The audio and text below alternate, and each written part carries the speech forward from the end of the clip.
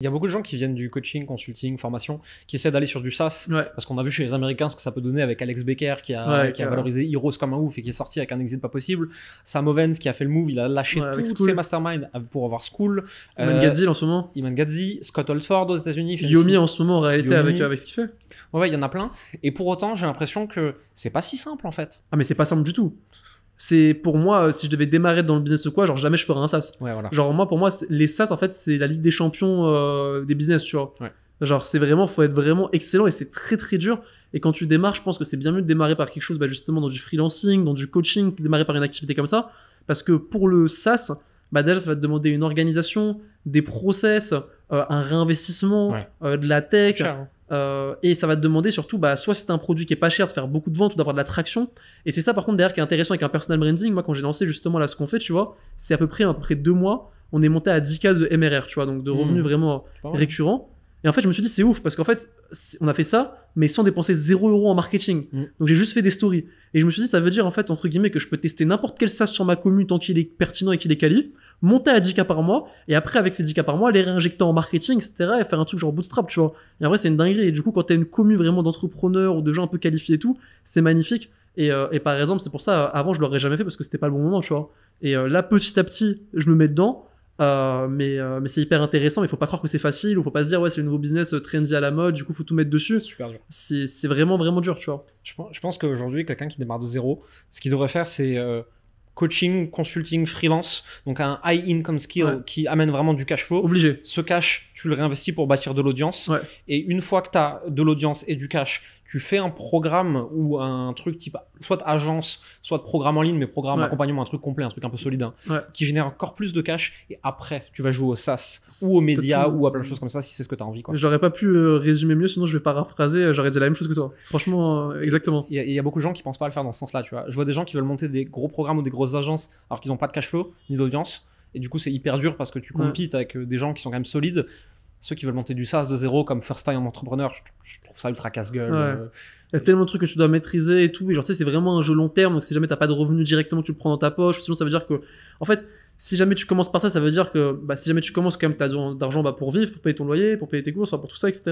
Donc, ça veut dire que l'argent que tu vas gagner, tu vas réinjecter une grosse partie dans ça. Sauf que dans les SaaS, t'as aussi un timing, t'as aussi de la vélocité, faut aller vite, faut réinvestir en marketing. Donc, genre, tu vois, pour moi, non, le truc, la différentes échelles comme ça, pour moi, c'est ça le game aujourd'hui, en vrai. Je pense. Même si après, t'as plusieurs chemins, t'as des gens qui peuvent plus se spécialiser dans quelque chose, etc. et tout. Mais moi, c'est ça que j'avais vu avec Iman Gadzhi, où genre, tu vois, j'ai vraiment kiffé. Ça, genre, tu sais, je regardais ses vidéos, genre, il y a 1 an.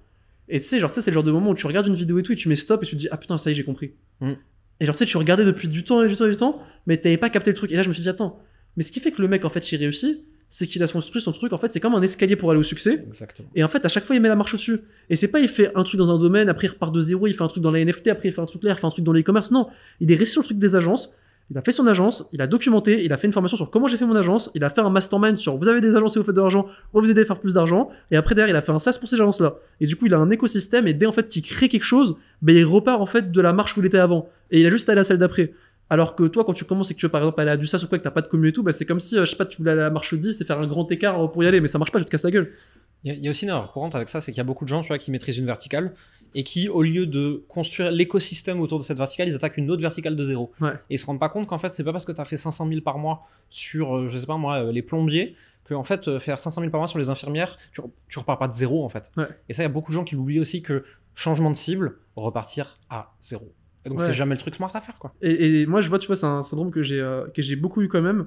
Parce que j'ai commencé vraiment par toute la partie personal branding, la partie agence à mes 18 ans, etc. et tout. Puis après la partie formation, etc. Et à mes 20 ans, tu vois, là j'ai 22 ans, mes 20 ans, 21 ans, etc. J'ai fait plein de trucs différents. On a bossé, on avait un studio de création, on avait des locaux de 250 mètres carrés, genre tu vois, on faisait full en mode, on bossait avec des marques e-com et tout. Dans le marketing d'influence, dans la NFT, honnêtement, on a bossé, je pense, avec certains des plus gros projets au monde. On avait créé la page et la communauté NFT France, on était les numéros 1 en France, on a fait plein de trucs, etc. Et c'était cool. Mais à la fin, en fait, tout ça, c'est des trucs qui ont été construits, qui n'ont pas rapporté grand chose parce qu'à la fin tu gagnes mais tu repères, tu construis pas, l'argent il repart, tu vois. Et en fait je me suis rendu compte qu'à un moment donné faut arrêter, c'est bien de tester plein de choses parce que sans ça tu veux pas vraiment savoir ce que tu kiffes vraiment et savoir ce que tu veux pas et ce que tu veux.